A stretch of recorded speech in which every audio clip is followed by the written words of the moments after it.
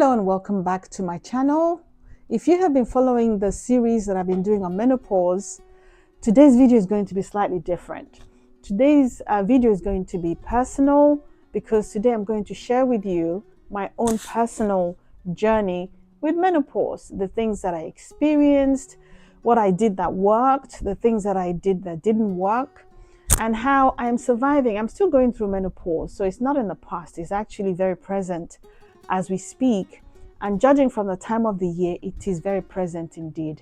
So welcome. This is IJ, Wellness with IJ, and I'm going to continue the menopause series by using today's episode to tell you or to explain to you or to share with you my journey with menopause. So this is Menopause and I.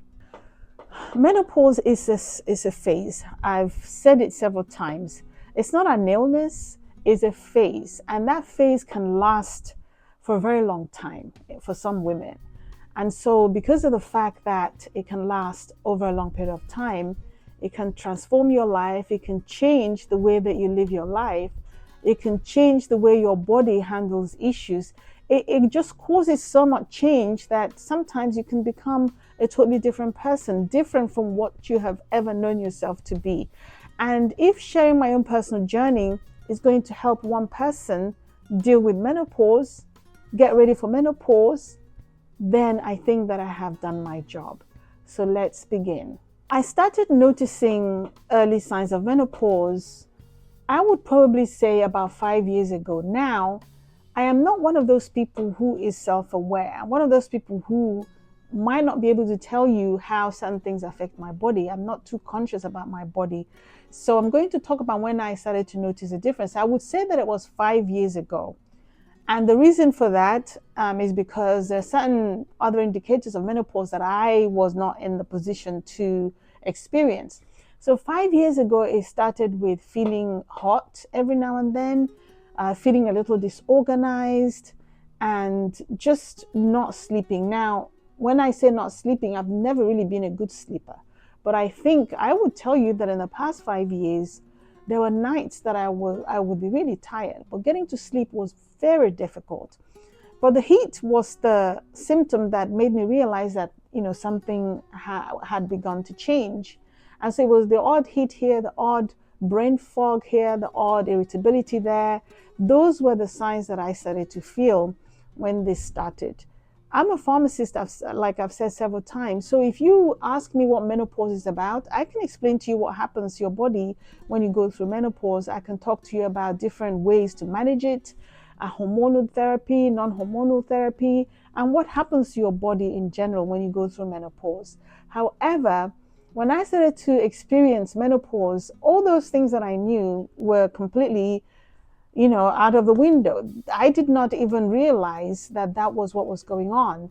I did not understand the intensity or how your life can literally be changed by going through menopause. So I was surprised. I surprised myself in the sense that even with all that knowledge, I didn't have any warning. So this was when I started to begin to feel the symptoms or the onset of menopause. I would probably say that those were the perimenopausal days as opposed to the menopause. As you know, menopause is when you have not had your periods for 12 months. But I believe that time that I was actually experiencing the signs and symptoms of menopause. And so with time, those symptoms just got worse. So the irritability got worse. The heat, I remember 2 years ago when we went for my son's graduation, I remember I was already taking some stuff at the time, some over the counter stuff that I was taking at the time. I had my fan, I had all those things with me when we went for the graduation. So it wasn't that bad. I could live with it. It wasn't disrupting my life as much as it started to do later on. So at that time, I just used my fan and whatever I could really use to help myself at the time. So basically the symptoms just got worse. The brain fog wasn't as bad at the beginning, but it just got worse to the point where my husband would finish my sentences, and certain words would fail me. And sometimes I would literally open my mouth to speak and nothing comes out. And just spending so much time thinking about the words to use to describe things, which was completely out of character for me. That was quite interesting. I'm not going to say scary because I understood what was going on. I just found it amusing that I did not realize how serious it was. But that was very interesting. So basically, the symptoms just got worse. But like so many women, I was totally unprepared. It hit me like a train. And even though I knew about it and I felt that way, I really could not imagine how many women would have felt. Totally unprepared, totally oblivious of the intensity of the whole situation and how your life, my life, became different as a result of menopause. For me, the hardest part wasn't necessarily just the symptoms. It was the syndrome. Is that the right word? Or maybe the complex, the whole thing, the whole package of menopause was what was really difficult for me, because you can isolate the different symptoms and talk about the hot flashes, talk about the mood swings, talk about the vaginal issues, and talk about all the other symptoms of menopause. It's just the way that the syndrome itself with all the symptoms, the change that it brought was what I found to be very challenging. And it wasn't always something that was easy to communicate. I mean, of course, my husband knew what it was about. And I think at a point he went to actually research himself.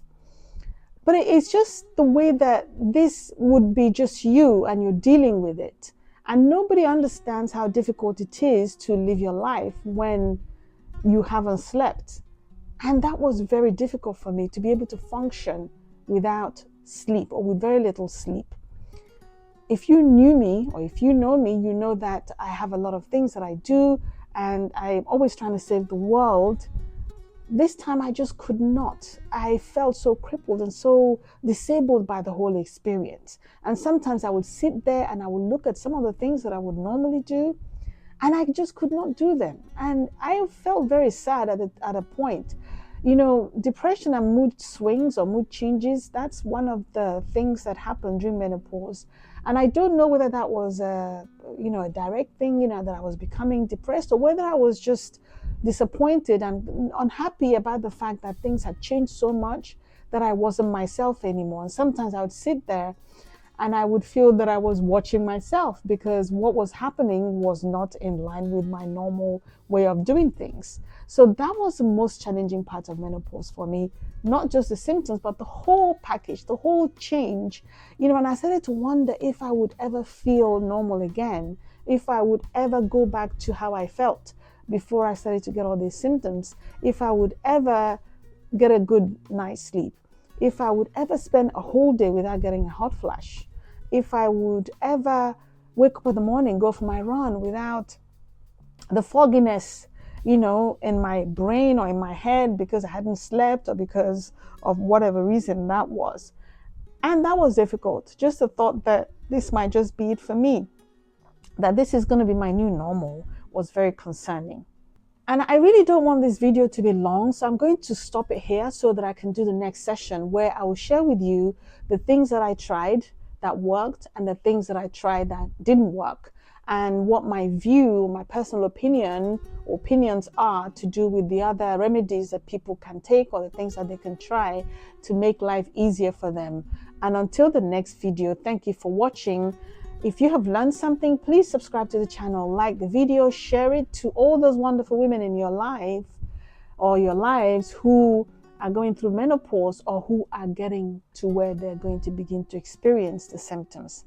And until then, you take care. Goodbye.